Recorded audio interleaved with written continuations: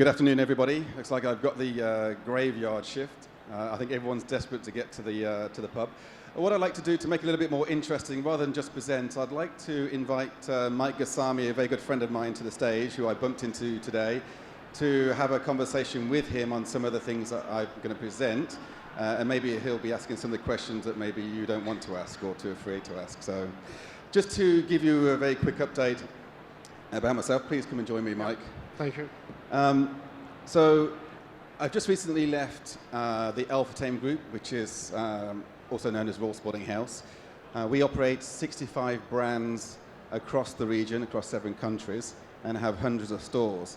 Some of those brands would be Raw Sporting House, which we own and operate, and then other brands would be brands like Lacoste, Ted Baker, Nike, Adidas, etc. So we've had quite a unique opportunity to see not only what we were doing to digitalize the stores, but also what the brands we were franchising was doing as well. I think the important point to make is that digital is here. It's not going away, and the consumers are really demanding an experience in stores. And here's just some examples, and I don't want to name names, but you can probably work it out quite clearly that there's lots of brands now using technology to enhance the experience in the store. And I think it's to say that, you know, if I look at some of the reports, people saying, 10, 15 years ago that the store is dead, e-commerce will take over. Of course, there is a change and a shift in people's buying habits, but the reality is that stores are still important, and they remain important. It's just bad retailing is having a negative effect on bricks and mortar stores. So we can see that the online pure players are coming into this space. We can see that Amazon's now opening up stores, and other pure play online retailers are also doing the same. So this is a new era of digitalization. It's a real wake-up call for retailers and brands that don't embrace this technology. Now, making predictions is always very difficult, and I don't like doing that because sometimes I'm wrong. But the trend is there, and it's very clearly that brands and retailers have to create this digitally enabled physical stores to try and get this, everyone talks about omni-channel, but this total retail experience to give the consumer what they're demanding. Now, here's some examples. I haven't got my glasses on, so I can hardly see it, so I might have to use my notes. But I just picked out a virtual store of some of the technology that's available. And this is where I'm going to get Mike to join me on some of these conversations. So let's just take Wi-Fi, for example. It's 2019. I generally accept and expect that when I go to a store, there's free Wi-Fi, whether it's in my home country or a foreign country. And the reason being is that while either I'm shopping, I want to do comparing prices or look up information, or if it's my wife shopping, I'm going to be bored for a very long time. I'd like to be able to go on Wi-Fi to search the internet. The important thing about things like Wi-Fi, it's very simple to have, but it increases dwell time in the stores. And I think that's an important thing to have, because once you have Wi-Fi enabled in your stores, you're also allowing the customer to engage with you, because they'll be able to leave their details behind, their email address or something. And that's really important, be able to capture that data. I don't know if you've got any other views on having Wi-Fi in store, Mike? Yeah, sure. As far as the store connectivity is concerned, still many retailers think that it's a bit of luxury to provide Wi-Fi access to the shopper. But what they don't understand is that through the Wi-Fi connectivity, they are able to capture the customer information. They are able to understand where the customer goes, what item they are spending more time, how they are interacting with the products, with basically the people within the store. So the Wi-Fi connectivity is not just a service, it's a way for them to capture the information, capture the valuable data that they need to be able to analyze and later on to monetize it for their, the businesses or for future growth that they have. Yeah, I think one example as well, we used it for anyone coming into the store. We were arming our sales staff with, smart devices to be able to go up to a customer and say, hey, look, welcome to the store. Are you registered with us? No. Please give me your email address. We'd like to enter you into either a free prize draw or VIP birthday month. Because let's say, as an average, your conversion rate in the store is only 15%. That means 85% of your customers are walking out the store and you're not capturing their data. So why don't you offer them something as a small reward to give you that information so you can re-engage with them later? Another one, of course, is applications. I don't know how many people have downloaded applications on their phones but then deleted them because they haven't used them, and I'm constantly having to do that, like clearing out your closet once a month. But, you know, I was actually checking into the lounge at the airport the other day, and there was an older guy there, opened up his wallet, and it's one of these big wallets where there must have been about 30 different cards in there. And I was like, people still carry cards? Because most things can now be engaged on a smart device. And for me, you know, if you're thinking about putting technology into your business, it's really important to think about long-term, longevity, and things like producing membership cards. Absolutely. You know, given the fact that, you know, we all have certain membership, carrying too many plastic cards, it just doesn't make sense anymore. I mean, recently I was contacted by one of the, you know, the hotel brands, and obviously they needed to update my information. And they said, okay, we're going to send you the plastic card. And I asked them, why do I need that? Why do I still need to carry the plastic card when I already, you know, downloaded the app? I already have the app on my phone, and I have the digital card. So sometimes, you know, you need to understand, you know, what value that piece of plastic is going to bring to the customer. Are you trying to put your brand in front of the customer eye? Is that going to make any difference in terms of the customer experience? Are you going to put any features on that plastic card that may not be available on the app? So you need to have an, you know, a clear understanding on your, you know, the investment that you are making, on the way that the customer is interacting with your brand. But at the same time, all the apps these days have so many features, so many functionalities, that it just replaces any needs for anything physical that the customer needs to carry. Yeah, one of the other examples there is about mobile payments. And I think when Apple first introduced this, I was like, wow, this is a great experience. I go into the store, I connect with the sales assistant, he takes me through the whole process, completes the transaction, and then they email me my receipt at the end of it. But actually, consumer behavior is also changing. Now, sometimes I just want to go into the store and pick up something like a mobile phone case, and I can't go and do a self-checkout or anything. I have to wait to see somebody, which may be a long time. So sometimes you can actually also lose that connection. But I think that, you know, supermarkets have done a great job with, you know, mobile payment devices. We've certainly seen it when we've allowed or empowered our staff to have mobile payment through, you know, a smart device, to be able to have that quick connection with a customer and to give them a service. So David, don't you think that, you know, when it comes to the payment, still many retailers, regardless of the size and, you know, what industry they are in, they are not really, you know, adopting the latest payment technologies, or they are not really bringing, you know, payment as part of the customer experience? Oh, for sure. I mean, with as many brands that we were operating that haven't even got to that stage, I haven't even thought about it. It's just sometimes it can be a little bit too complicated for them. But I think that there's this demand from the consumer expecting it. So I think it's a kind of a wake-up call for all of us that we have to innovate, and if not, the consumer will go elsewhere. So I think, I mean, for most retailers, they just look at payment as a boring part of the business. For sure. That's why they are not really investing and to take payments into the next level, which is putting it as part of the customer experience. They're spending a lot of, you know, money and a lot of investment on a store design and how the store looks like, and, you know, apps and technologies. But I don't think they are really putting enough attention on, okay, so what about the payment? How the payment is able to improve the customer experience? Yeah, you're absolutely right. And what's really interesting is when we introduced Net Promoter Scoring, which we'll go into a little bit later, which we can get customer feedback, what was really interesting is one of the biggest frustrations or negative comments we had from our customers was that the wait times were too long. And of course, there's always going to be peaks and troughs in retail, but that was the biggest gripe that our customers had. Just moving on to things like facial recognition, a lot of that now is being launched in, I've certainly seen a lot of it in China, whether it's through, you know, malls and retailers, tracking customers through facial recognition. I did actually have a recent experience which kind of scared me a little bit, that I went into the store, this was actually in China. They did actually have facial recognition, so they knew it was me, and they came up to me and introduced themselves and said, "Hi, David, welcome back." But what was really interesting is they took it to one stage further.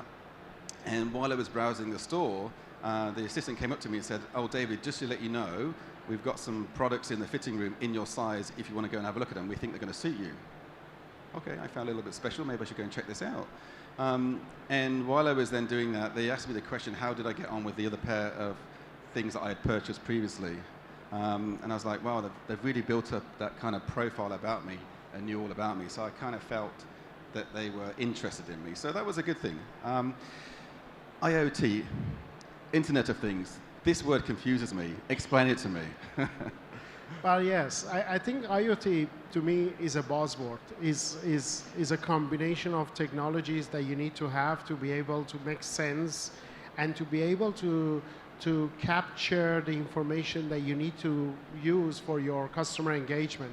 So when we talk about IoT, yeah, many people think that, oh, we need to put a lot of sensors around the store so that we know where the customer goes or what they do and how they interact with our products or the merchandise. But it's not just that. When we talk about the IoT, IoT could possibly start from home. Is where the customer is interacting with the TV, with the mobile phone, and with any other devices that they have at home.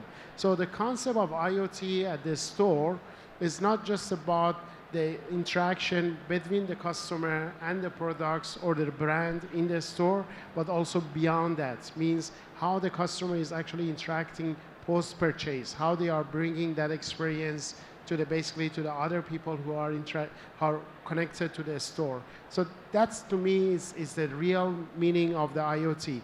But of course, when we talk about the beacons, when we talk about bringing some of those the gadget into the store, all those devices, all those touch points, they have to be connected, they have to be integrated. You can't just bring an IoT to the store if it's not integrated with the facial recognition, if it's not connected with your Wi-Fi system, if it's not connected with your smart mirror. So you need to always look at the big picture. Would that IoT bring value to my business? Does it create a new revenue stream for my business? So that's the key questions that you need to ask.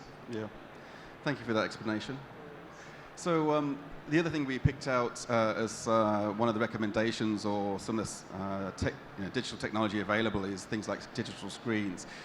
We did the same thing, so you can see now many brands are now using digital screens instead of having traditional store windows. And if you think about the amount of time, training, costs of putting props into stores and changing them regularly, where if you've got the content, you can actually then have a great digital window, which is now becoming so inexpensive with the technology that's available today, gives you an opportunity to attract customers as they're walking past your stores and also to be able to promote products and offers, etc. So digital screens is something that we would recommend any retailer to have a look at. You mentioned earlier about beacons and NFC, near-field communication, which and things like QR codes, etc. I mean, this technology is just growing so rapidly, and I was blown away yesterday when we were looking at some new technology with NFC. Absolutely. Metal coating now tuned to, it's actually not metal, it's something else. I don't know what the material was, but it's actually now a soft fabric that can be sewn into products. Yes, absolutely. So NFC is one of the great technologies that has many, many applications in the retail. It can be in the the fashion industry. They can just sew it, as David mentioned, into the clothes, into the garment, and that piece of basically the chip that would be included into the fashion or into the merchandise can collect a lot of information, and they can also be used for the post-purchase engagement. In fact, there are other applications of NFC tag, especially in F&B industry. I think you saw some of the application on a bottle of wine, where the customer is able to actually tap the NFC tag, and they can read all the information about where this wine come from, what's basically the key ingredients, and some health facts or other information.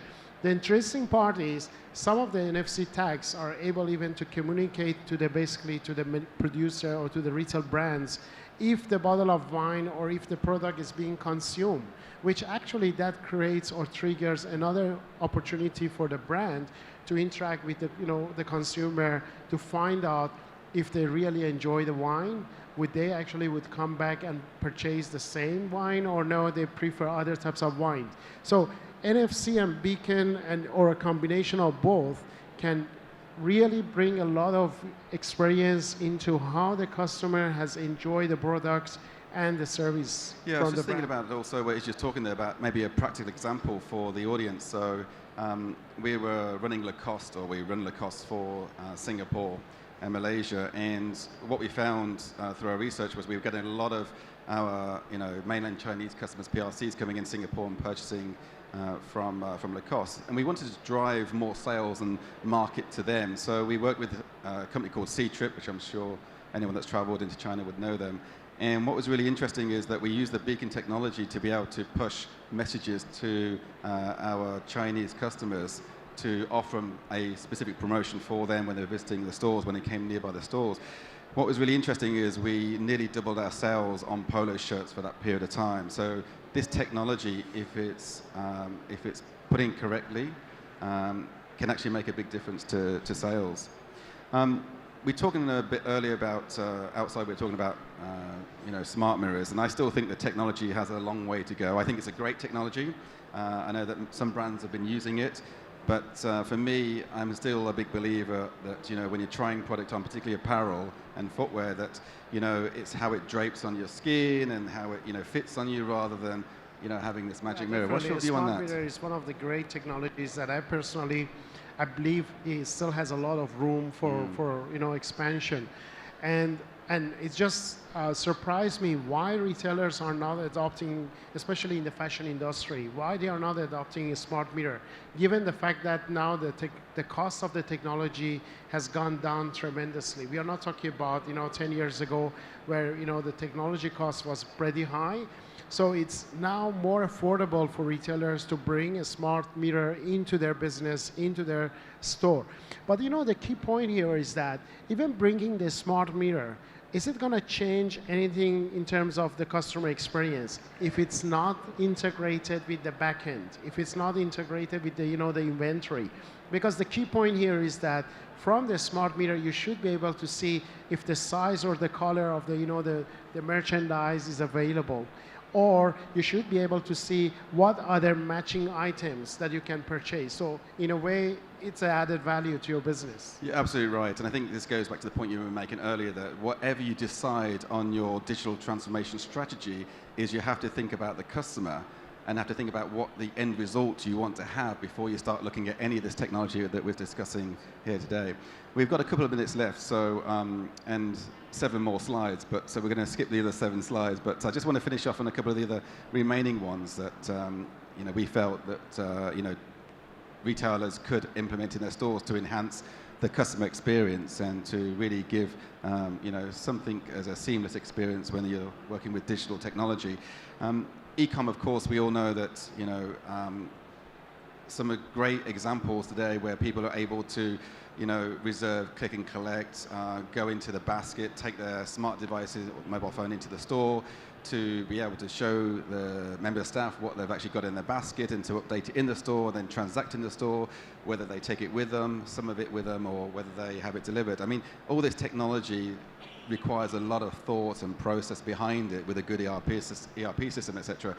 But I think that today, if you're not giving that e-com opportunity or that opportunity to show a portal of endless aisle or whatever it might be, then you're missing out on capturing that customer and building the loyalty with them. Would you agree with that? Absolutely, yeah, that's very true. That's why, in today's environment, before any kind of technology adoption or investment, you need to first set up that digitally disruptive culture in your organization, in your company. And I think that's very important because you need to look at how that digital adoption is going to change the company in terms of the business model, or how is it going to transform the customer experience, or how it's going to actually to engage the brand with the future, the consumers that you are looking for. So we've got 45 seconds left. If I hadn't brought you on the stage, I would have got through all my slides. Absolutely, so that was a mistake. But I tell you what we will do is I will put this on LinkedIn. So if you want to find the presentation, look for David Westhead on LinkedIn. I'll put it on this weekend. I'll also put my notes on there as well on the remaining slides. But I think the important thing to say is we've chosen some examples of digital applications available for stores. what I would say is the ones which we've tried have really worked, as long as there's always been a thought process behind it with an end goal in game. The end goal in focus. And I think the important thing is to say that as retailers, we have to innovate. And if we don't innovate, we will die. If we don't bring a digital technology into our stores, then we're not going to be able to enhance the customer experience. So I'd like to thank you for your time and attention. As I said, thank you, David. Appreciate you coming on board and helping me out today. Thank you very much. My pleasure. Thanks, guys. Thanks very much, both of you guys. Thank you.